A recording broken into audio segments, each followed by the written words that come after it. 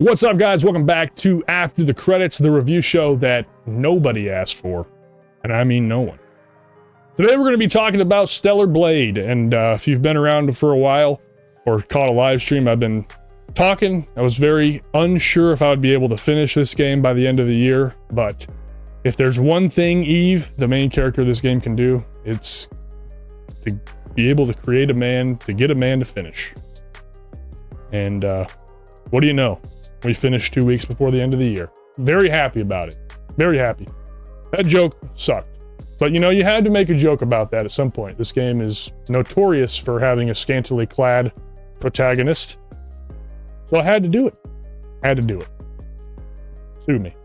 Anyways, I'm excited to talk to y'all about this game. I had a lot of fun with it.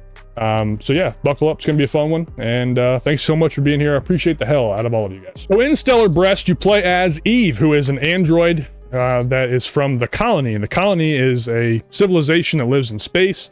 They're basically created to save the Earth, these androids. And they get sent down in squadrons, basically. They're called the Airborne Squad. Eve is a part of Airborne Squad 7. She comes down to Earth, and basically your objective throughout the game is to clear the world of Naytibas that have overtaken the world, and these are the beasts in the game. There's the main enemy that you're going to be dealing with are the Naytibas. So you go down to the Earth. Your goal is to wipe out the Elder Naytiba. So anyways, you fly down. When you're in your drop pod, you actually take damage on your way into the Earth's atmosphere, and it essentially causes your door to jam. So you land on Earth, you're unable to get out. A lot of your squad members don't make it to the planet safely because of the debris that you run into on your way down to Earth. However, luckily for you, your friend Taki survives the fall and is able to get out of her pod, and she opens your pod, and this is where the game begins. This is where the tutorial section starts. So, once you start the game, you get out of your drop pod. You're definitely injured from the fall, but your goal at the very beginning is to rejoin the rest of the remaining Airborne Squad members. So you get out of your pod, you run to where your squad members are, and they're fighting an Alpha Naytiba and getting absolutely fucking slaughtered. Murdered. Right in front of your eyes. And the Alpha Naytiba turns its attention to Eve, and Taki jumps in front of the attack and loses her arm and gets stabbed right in the torso and essentially dies. So that way Eve can live. And then Eve is then saved by basically your co-pilot through the game, Adam. Adam and Eve. Interesting naming choices. But Adam saves you, and then he's kind of your kind of the guy that you work with throughout the remainder of the game. He operates a drone next to you that gives you kind of knowledge throughout the game.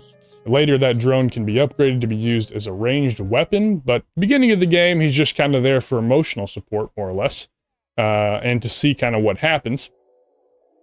And that's pretty much the basic start premise of the game. It's really hard to talk about this game without spoiling things, so I'm not going to go into a whole lot of detail, but later on, you do come across a third member of your group named Lily. She's a member of a previous Airborne Squad that survived and has essentially just been laying low on the Earth. But she's an engineer. She's not a combat android, so she can't really fight. But luckily, you're in need of an engineer. Even though Adam is an engineer, obviously Lily's a little bit more advanced, being an android from the Colony. So she's able to really rig things up, and she's the one that makes the droid, the bot that follows you, the little drone. She's able to turn that into a ranged weapon. So that's what you play throughout the game. And again, interesting naming conventions here. Adam, Eve, and Lily, or Lilith. You look at it however you want to. But that's the main setup. So it's kind of structured similar to a Souls game in that way. You kind of go through each area that you end up on, wiping out a bunch of minor Naytibas until you get to the boss fight, which is typically an Alpha Naytiba. And then you kill the Alpha Naytiba. And what you're trying to do is, Adam is a member of Zion, of the last remaining city on Earth with humans. And Zion is in need of hypercells to power this is so complicated. I'm not going to go into the story. The story is kind of one thing that a lot of people dislike about this game. They don't think it's that good. Honestly, I think it's definitely serviceable. I don't think it's the greatest story of all time, but after completing the game and watching lore videos, I really actually think it's pretty good. I don't think it's fantastic, but I think it's definitely pretty good. It's not bad by any means, but it's definitely not the best story of all time. Still cool nonetheless, though. I'm definitely not a guy that reads data logs in games, even though I love lore. My typical style is beat the game and then watch a lore video, and that just kind of catches me up to speed, but I'm not the type of guy to like read data logs and stuff. I'm just trying to kill shit. So yeah, a lot of the main criticism is with the story. I think the story is fine. I think it's serviceable, and you know, what really carries this game is the combat. I think the combat in this game is so good, so much better than Black Myth Wukong. It's not even close. I mean, I cannot believe Black Myth Wukong got a Game of the Year nod over Stellar Blade. I think that I just don't like Black Myth Wukong. If you didn't see that video, just did not like that game at all. And this game has got so much better combat, it's not even close. Not even close. So to kind of break it down for you, obviously you play as Eve, as we mentioned earlier. I'm just repeating myself because I suck at making videos. But throughout the game, you level up. You get skill points, and you can use those skill points to level up your abilities. And it's got a great set of combos. I mean, it's very combo driven instead of just, you know, doing a light attack string with a heavy attack follow-up. There's like mixed combos that you can use to deal damage. You know, it's very DMC-like in that way, that, you know, you have the basic combos that can get you through the game, but you have the really advanced shit in here as well, that if you really dive into the combat system, you can just become an absolute god at this game. But there's also just the basic stuff that you can use to get through the game. Very Devil May Cry-like in that aspect.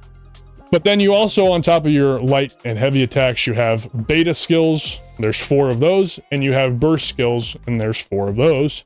And those are just basically powered abilities that deal more damage. And those are kind of like your ultimate attacks, essentially. And then with that, as far as defensive stuff goes, you can obviously dodge in this game, just like you could in a lot of action games. You can dash. There's also parries and blocks in this game. So, you know, ever since playing Lies of P, I've really liked parries. So this game really rewards parrying. And I love that. I just think that meaning in the game is great. And then to make the defensive stuff even more complicated, there is blue attacks. So there'll be like a blue orb that goes around the enemy. And when that happens, you can perform a blink, which is essentially if you dash directly at the boss, you'll actually dash behind the boss and do a back attack, which usually staggers. And then there's a repulse attack, which is a purple attack, and if that comes up, you just dash backwards, and you'll basically leave the enemy vulnerable for fatal attacks. So a lot of really cool stuff in this game. Just very, very deep combat system that's really rewarding. And I gotta say, when I started this game, I sucked. I really did. I felt like I just was complete ass garbage. In the first area, there's a parking garage, which is kind of the main combat section to kind of teach you how to go through the game. So I actually ran up and down that parking garage like 4 or 5 times until I went through it without taking damage. And that's kind of how I just taught myself how to play the game, because I sucked at the beginning. But it's got a really rewarding curve that a good action game would have. So, you know, when you start the game, you're not all that good, and then by the end of the game, you're kind of a master of the combat system. And this game does that really, really well, but I did have to do a little bit of grinding at the very beginning just to kind of get my bearings with the game. But once I did that, everything went down pretty smooth after that. So throughout the game, there's, I think, 16 total bosses. And I gotta be honest, the majority of the bosses really weren't that difficult, except for the last 2. The last 2 bosses in this game are crushingly difficult. They're very, very difficult bosses, but rewarding. I mean, they felt good to complete. And get done with them. So I really enjoyed it. I really enjoyed all the boss fights, even though they weren't that challenging. One thing that they do, there is a couple bosses you actually fight twice, which is kind of not my favorite thing in games. Obviously, I don't like to have to repeat bosses, but they do make the second encounter with those bosses much more difficult, so it becomes a little bit more of a challenge. So it worked out to not be such a big deal, but I did take a note while I was playing through it that was kind of a thing, just because it feels lazy, and I have no room to say that because I don't make these games, and I know what goes into game creation, and obviously, who am I to fucking criticize anything? But, you know, I would have liked to have seen a couple more bosses instead of the 2 bosses that get recycled, but that's very minor. I think the boss fights are really fun in this game and really, really rewarding, even though they're not necessarily the most difficult things in the world. I don't think everything has to be incredibly difficult, but if you're looking for difficulty, you will get it at the end of the game, without a doubt. Without a doubt, you will get it. And those fights are really, really fun. Really, really good. So, like I said in the previous review, we will not discuss which review. Yeah, the most important thing in an action combat game is the combat. And this combat is fucking great. Really rewarding, really fun, really deep, and exactly what I would look for in a combat game. Now, yeah, let's just talk about the obvious. The obvious thing here is that Eve is very over-sexualized in this game, okay? And I'm a lover of the female body. I love fucking boobs. I love big old juicy booties on a lady, okay? Love it. Love it. But even for me, 95% of the outfits were like too revealing to the point that they made me uncomfortable while playing through the game. So I ended up using like a pair of jeans, an outfit with jeans, and like a shirt that she still had like ripped all the way down, so you got a nice cleavage shot.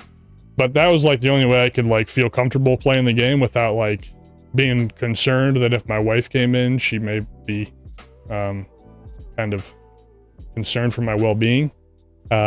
So that's something to mention. It's just, it is part of the game. But honestly, I think the developer just said he wanted to make an attractive character. There's nothing wrong with that. I think that that's great. And having those options is fantastic, but they did make me a little uncomfortable at times. And I don't know what that says about my masculinity, to be honest.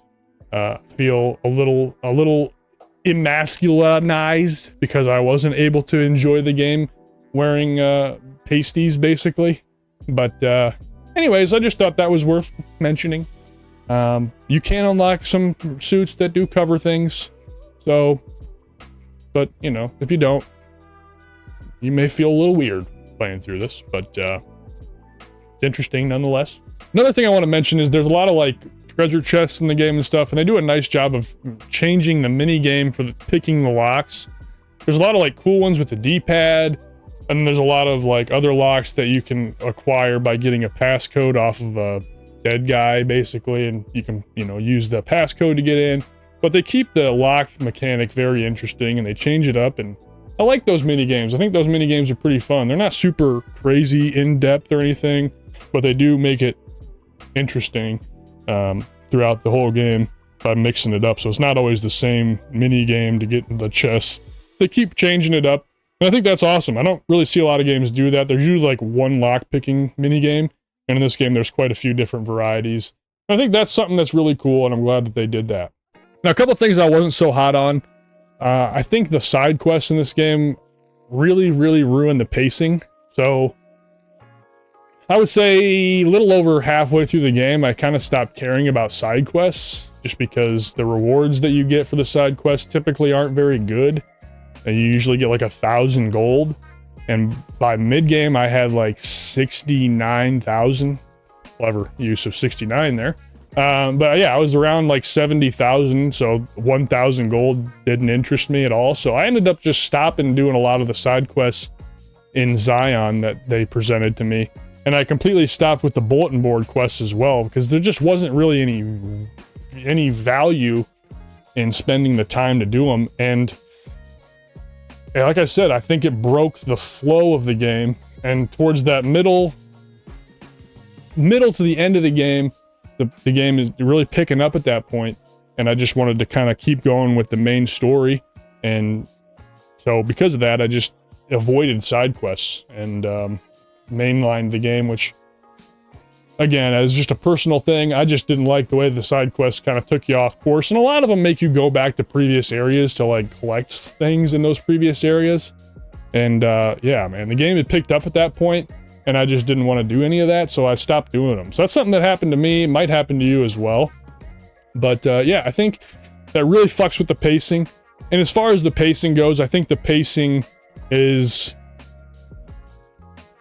basically, it starts pretty slow, and then from about a quarter of the way through the game to the 50% mark, it's really kind of slow.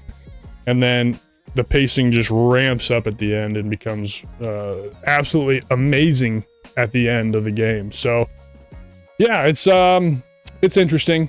I just wish the side quests were a little bit more worth your time and a little bit more interesting, because I think they kind of were lacking in that department in this game. I just kind of sometimes wish side quests weren't in games, because I have that collectivist, completionist mindset when I go into games, and anything that's got like an exclamation point, I just want to do it. But yeah, definitely got to the point where I got tired of that. And kind of the last thing that was a little bit something I noticed, I guess, was that I would have liked to have seen a little bit more variety as far as the minor Nativas go. There's really not that much variety. There is some variety, I guess, but I would have liked to have seen some more unique beast characters to fight in kind of the minor areas. I think the boss designs, for the most part, are actually really good. It's just like the minor Nativas that you run into. Would have liked to have seen a little bit more variety. There's actually quite a few now that I think about it. I just kind of really liked their design, I guess, so I would have liked to have seen more. So, I don't know what that means, but just something I noted down when I was playing through. Would have liked to have seen more, because I like the way that they look. Other than that, though, guys, that's about all I got for this one. I think this is a fantastic, fantastic game, and if you like action combat games, I would definitely recommend this over the game which will not be named again, that came out this year. This is definitely the one to go for, in my opinion. It's a much better experience, gameplay-wise. Forgot to mention, the music in this game is fantastic as well. It is so good. The music is so good. They have really great, like, chill, mellow tracks at the campsites, and then the boss music is fucking killer all the way through, except for one. There's one really weird boss track during one of the final two fights. If you know, you know. And that one is weird. But other than that, the music is fucking awesome. And if Final Fantasy VII didn't come out this year, Final Fantasy VII Rebirth, with 400 songs, I think this game would have gotten, you know, that award at the Game Awards, because this game has got a great soundtrack. Other than that, guys, that's it. Thanks so much for watching. I appreciate the ever-loving hell out of all of you for sticking with me and watching these dumb videos. I really, really do appreciate it. Leave comments down below on things you think I can do better. Maybe things that I should talk about more in my videos to go into. Again, I don't spoil games. There's a lot of lore I could have gone into here. I just didn't want to, because I don't want this game to be spoiled. I want you guys to play it if you are interested, and I don't want to spoil it in that sense. But yeah, let me know down below. I want to make these videos better. I know that there's a pretty low effort right now, but I'm hoping once we get out of peak season, I'll be able to kind of spend more time with these videos, making them a little bit better for you guys. But either way, I appreciate it. Appreciate all the love. All the subscribers means a lot. Makes me feel good. I'm glad you guys are enjoying it, hopefully. And yeah, it should be good. I think this will be the last episode of ATC before the end of the year. I don't see myself having time to complete another game before the end of the year. So this is probably going to do it. We are going to have a end of year video that's going to be a fun one. I'm going to do a tier list of all the games that I beat this year. And you'll be able to see, like, kind of number-wise ratings on the games that I beat. And maybe in that video, we'll also go into a little bit more spoilery stuff. And I'll actually talk about the stories in a little bit more depth. But we'll see. We'll see how that goes. But I'm excited to make that video. It should be fun. just to kind of throw games up on a tier list and praise the games I liked and hit on the ones I didn't. There was some stinkers I played this year. There was also some great games I played this year. So it should be a fun video. I'm excited to make that one. And other than that, guys, thanks so much for all the support. Again, I keep repeating myself, but it really means a lot. And we'll catch you guys at the end of the year for the tier list video. Take it easy. Talk to you guys soon.